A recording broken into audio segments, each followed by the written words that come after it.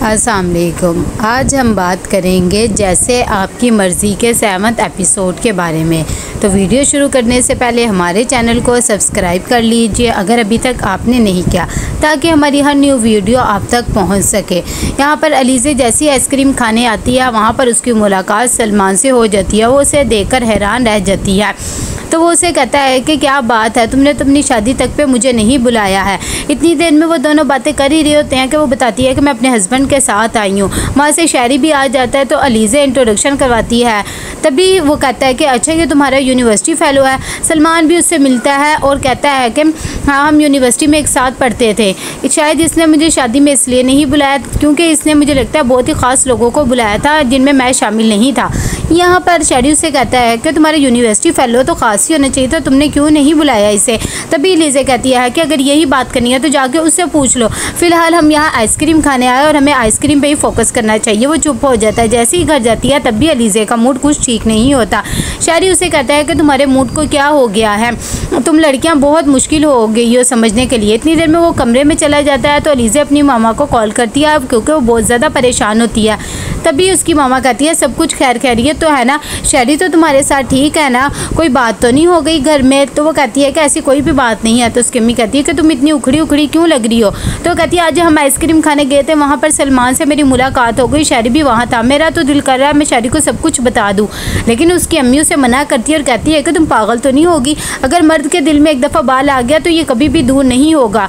दूसरी तरफ सलमान की भी हालत बहुत ज़्यादा बुरी होती है और वो सोच रहा होता है कि अलीज़े अगर मुझसे सच्ची मोहब्बत करती तो वो मेरा इंतज़ार भी कर लेती। अगली सुबह अलीज़े जल्दी से तैयार होकर हमदानी साहब के पास आती है और उन्हें भी तैयार करती है क्योंकि उन लोगों ने रज़ा के घर जाना होता है। इतनी देर में तनीशा भी आ जाती है अपने फादर की शर्ट लेके, लेकिन वो कहते हैं कि मेरी बेटी ने मुझे तैयार कर दिया, तुमने इतनी देर लगा दी थी, चलो अब चलते हैं।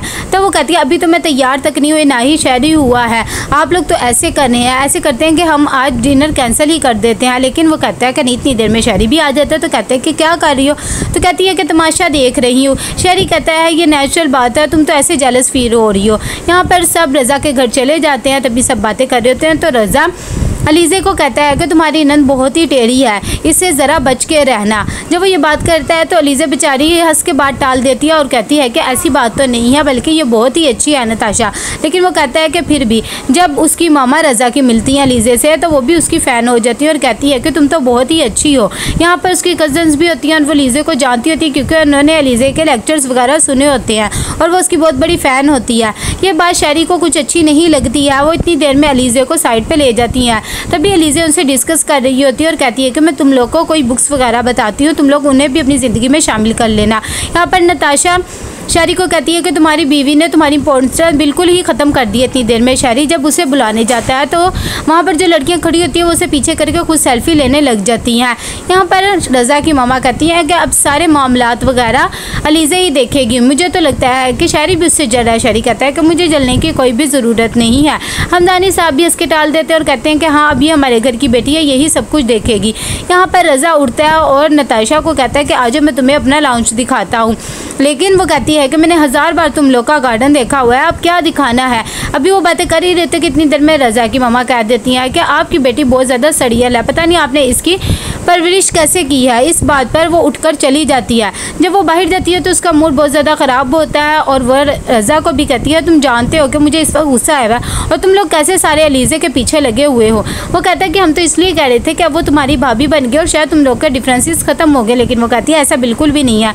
जैसे ही अलीज़े घर आती है तो वो डिस्कस कर रही होती है माशरे के बारे में और कहती है कि हमें ही इसे सुधारने की ज़रूरत है। इसकी बातों से शायरी भी बोर होने लग जाता है। जैसे ही वो अपना वार्डरोब खोलता है तो कहता है कि इतना मैस तुमने फैलाया हुआ है, तुम्हें ज़रा भी मैनर्स नहीं है, फ़ौरन आओ और इसे ठीक करो। अलीज़े कहती है कि क्या हो गया, तुम मुझसे किस तरह बात कर रहे हो, ये चीज़ें तो सेट हो भी सकती है। तभी शायरी भी उसे गुस्से से जवाब दे देता है कि किस तरह बात कर रहा हूँ, तुम तो ऐसे कर रहे हो जैसे मैंने तुम्हें कोई शेक्सपियर्स का बता दिया है। इतनी देर में जब रात को सोने लगते हैं तो शहरी कहता है कि जल्दी से लाइट ऑफ कर दो, ये क्या तुम लाइट जला के बैठी हुई हो। तो अलीज़ा कहती है मुझे बुक्स रीड करने का शौक़ है और रात को मैं ये करके ही सोती हूँ। लेकिन इस बात पर भी शहरी को गुस्सा आ जाता है तो वो अपना फ़ोन देखने लग जाती है।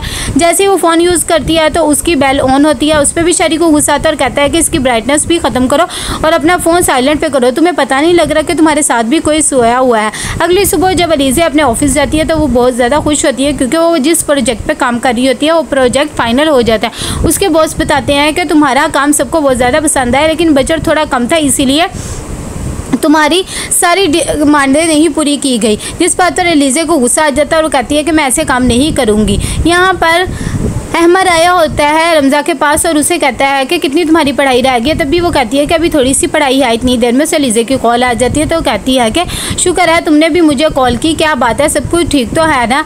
तभी वो कहती है कि हाँ बस थोड़ा सा अपसेट हूँ, जॉब के बारे में सारे बताती है कि उन्होंने मुझे रिज़ाइन कर दिया है, खैर मैं तुमसे घर मिलने आऊँगी। तो वो कहती है कि हाँ अकेली ही आना, अपने हस्बैंड को ना लेकर आ जाना। यहाँ पर वो अमर को बताती है कि अलीज़ा की जॉब छूट गई है, वो बहुत ज़्यादा परेशान है। तभी अमर कहता है इसमें क्या बात है, वैसे भी अब उसकी शादी शहरी से हो गई है, उसे तो कोई भी परेशानी की बात होनी ही नहीं चाहिए। अच्छा चलो ठीक है, मुझे भूख लग रही है, हम चलते हैं। जैसे अलीज़ा घर पहुंचती है हमदानी साहब कहते हैं कि क्या बना तुम्हारी जॉब का, आज तो तुम्हारी मीटिंग थी। तो अलीज़ा कहती है कि पता नहीं, मैंने मीटिंग ज्वाइन नहीं की बल्कि मैं रेजिग्नेशन दे आई हूँ। जब ये बात शहरी को पता लगती है तो वो कहती है कि क्यों, क्या हो गया है। तो अलीज़ा कहती है कि उन्होंने तो हद कर दी, मैंने छोटे वर्कर्स के लिए भी उन्हें कहा था कि एक रूम वगैरह बनवा दे लेकिन उन्होंने ऐसा नहीं किया। तभी नताशा कहती है कि तुम कैसी बात करो, तुम्हें जॉब करने की बिल्कुल भी ज़रूरत नहीं है, अब तुम शहरी की बीवी हो तो तुम उस पर फोकस करो। शहरी भी कहता है कि हाँ ऐसी तो बात नहीं है। इस बात पर अलीज़ा उठ के चल जाती है। हमदानी साहब कहते हैं तुम दोनों को ऐसा नहीं करना चाहिए था, बेचारी का दिल टूट गया है। तभी वो शहरी को कहते हैं जाओ उसे मना के आओ। इतनी देर में शहरी उसके पीछे जाता है और कहता है कि इसमें मूड ऑफ करने की क्या बात है। तो अलीज़ा कहती है कि तुम्हें वहाँ पर मेरा साथ देना चाहिए ना कि नताशा का, लेकिन तुम तो मुझे वहाँ बातें सुना रहे थे। तब वो उसे कहता है कि ऐसी बात नहीं है, मैं तुम्हें समझा रहा हूँ, तुम इन लोगों के पीछे ना परेशान हुआ करो, ये छोटे लोग हैं, इन्हें ज़्यादा कुछ दो तो वो सर पे बैठ जाते। अलीज़ा कहती है कि मैं सोच भी नहीं सकती थी तुम ऐसे हो, पहले तो तुम ऐसे नहीं थे।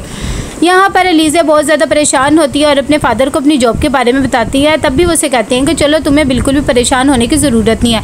इतनी देर में उसकी मामा भी आ जाती हैं तो वो भी उसे समझाती है कि तुम परेशान ना हो, अगर शहरी को जॉब से कोई मसला नहीं है तो तुम बल्कि इंजॉय करो घर में।